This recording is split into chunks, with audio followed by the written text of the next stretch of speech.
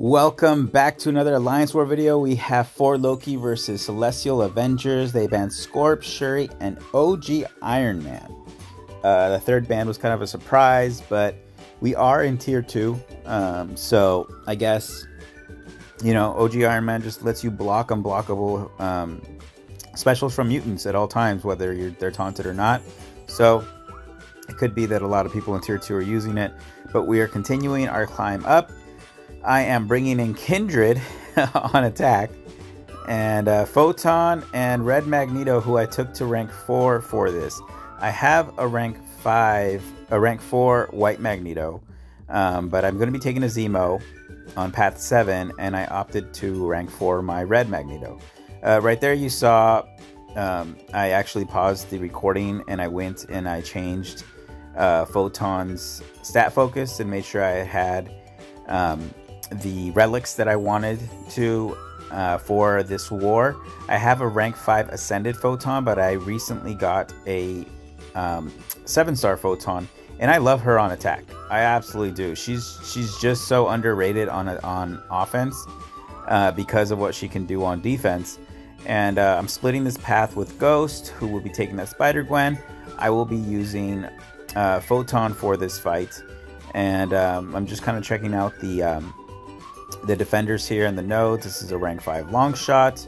I also will be going to path 7 in section 2. I'm just looking at this.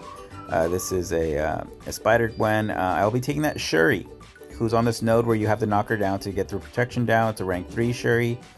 And I'm going to be taking the Zemo. It's an ascended Zemo on a Purify node. And I will be taking this rank 3 Maestro with Kindred. Now, Kindred can take, obviously he's built for Maestro, and he's poison and incinerate immune, so he's perfect for that node. But he's slow, so we will see how that goes. For this Photon fight, this actually works great. Long shot basically, I'm afraid of dying. So I throw on an invulnerability boost, but she's gonna basically shut down his kit. Anytime you place a non-damaging debuff on Longshot, he loses some of his abilities or how he ramps up. So right here I start with a heavy because I want to get that Sunder up, just so I can do more damage, crit more often and whatnot. And I want to bait special ones, and I'm parry it there. And I want to bait special ones because if I happen to miss it, or he happens to go into Pure of Heart, I'm bleed immune, so I am completely, safe right there. Now, his ability, the way he gains power and the way she functions with her Petrify, it really goes hand in hand, because you can see that even when I'm dexing and I have that Petrify up, it really helps control his power. And Longshot, getting to special 2 is really, a problem when you don't have an Incinerate immune or a buff immune. So here you can see that she's absolutely nuking the fight. I'm already in Pure of Light, and I dash in to dex that last hit to be able to counter it, and he goes down. Super easy with Photon. And, didn't take much damage, so don't have to heal her. Ghost got that Spider-Gwen down, so that went well. And oh, sorry, not Ghost. That was Ares, I believe, that took it down. And now I have this Photon, rank 3. I was like, should I rank 2? I have an R2 gem that I could use. I was like, no, she can do this perfectly fine. I've taken it with my Ascended Photon, and I'm never really in danger of anything. I just want to, parry heavy, get the Sunder up, and get the protection down, and just, hit her. She can parry non-contact hits, so, that's perfect. And if she happens to go untouchable, then if I'm in Pure of Light, which I am right now, I cannot miss. And if I'm not, then I can just do mediums, and I cannot miss. So at this point, I use the special to get the protection down. I want to get that Sunder up so I can get, so her crit rate or her crit resistance can go down. And I want to throw these special ones to do some burst damage as I knock her down. Obviously, her Matrix charges make her really tanky here, so that Sunder really does help. But I'm going to be just, slowly chipping away at this fight. Never really in danger at all. She's being really friendly with her special ones, which is what I want. I just dex out of that last hit, and you know, just keep the flow going. So here I want to get one last special one before my Pure of Light ends, and it's about to fall off right now. It's paused for her specials, but I don't punish that special one because I want to get the protection down.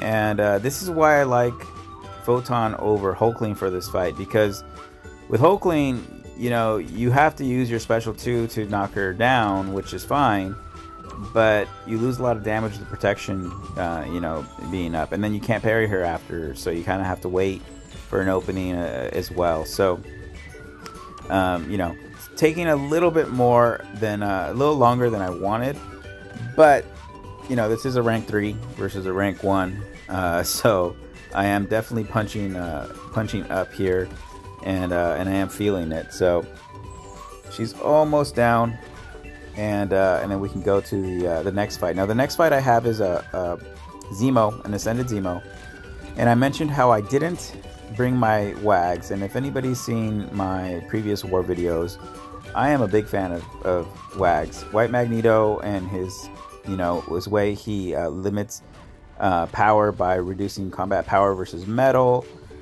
his prowess, he pops big specials, like he has armor break, a lot of stuff that he does really well. I like his immunity even. His special 2 pops very well with mutant boosts. But the next node gives a debuff on Zemo when you're closer to him with fatigue, I believe, and he'll cleanse it. So while AR 70% for both WAGs and MAGs, I did not want to get rooted. So if I did have some bad RNG and he cleansed 5 and he roots me, if I happen to take any hits while rooted, I'm gonna be bled. With Red Magneto, I have a 90% resistance to those bleeds. With White, I'm bleed immune, but if you're immune to anything versus Zemo, he gains a massive Fury, and then you can't take any blocked hits. So while I'm rooted, if those Furies proc and I take those, it's gonna really hurt. So here I threw on Suicides from the bleed tree, just for more damage. I'm going to throw my special 3 when it's there, but the plan basically is to just do basic hits and throw my special 3 when it's there, and try to not be so closely right there. He cleansed the fatigue that popped up, and I'm just pushing him back because I just want space for the special 1, and I want to push him back and have him build power.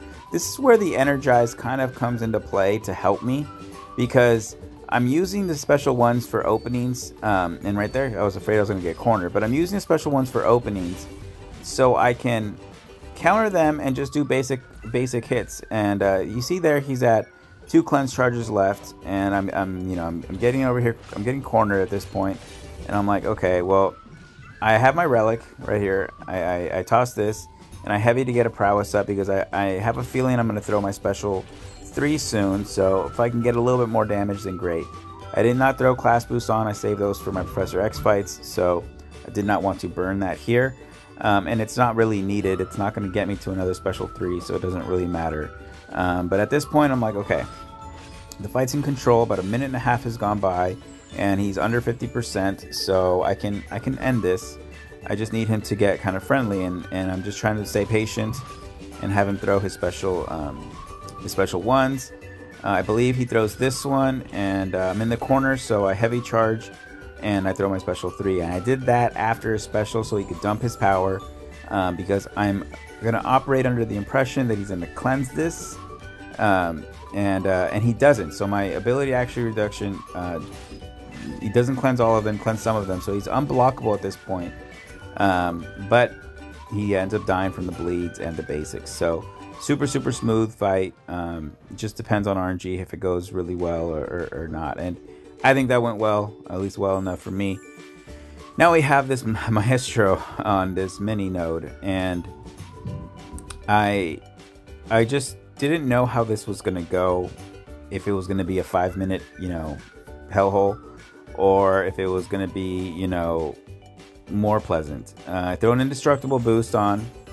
It's foreshadowing for a future war, because I am afraid of getting clipped and chip damage and all of this, you know, going together. So at this point, I'm like, okay, I just need to bait out, you know, an opening and get some atrophy on him.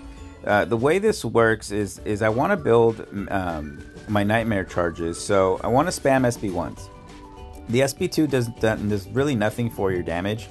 Ideally, I want to throw my heavy because it'll speed up the way I get my my nightmare charges, but I don't like the spacing off of heavy countering his heavy, so I was able to do it in duels, but I didn't really like the spacing, so I decided not to do it. And there, I don't know why I decided to dex the last hit. I can, but I used to do it as a flow with all 3 hits, and I didn't do it there.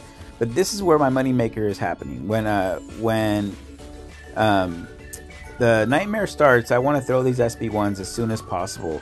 And the way Kindred works is he limits the duration of the opponent's buffs. So when Maestro goes into his modes, those buffs fall off, I get MD, and I can spam these special ones. And I just missed throwing that special one with the degen up, which would have actually sped up the fight just a little bit. Now at this point, you know, he activates his buffs, but you see how they just fall off, and I get power from it, and I'm like, okay, this is going rather well. I'm playing it safe right there, and I want him to throw a heavy instead of throwing the special one, and that's why I hold block, and I'm really comfortable with the way the fight went here.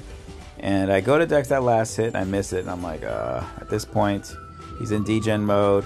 I need to throw the special one, and you just see this is where he gets his damage. I do have the Ghost Rider relic on, which helps with some of the damage that Kindred inflicts. So I throw that last special one, it ends up killing him, and you know, I was surprised it actually went that fast. It was like a 2-minute fight, I think.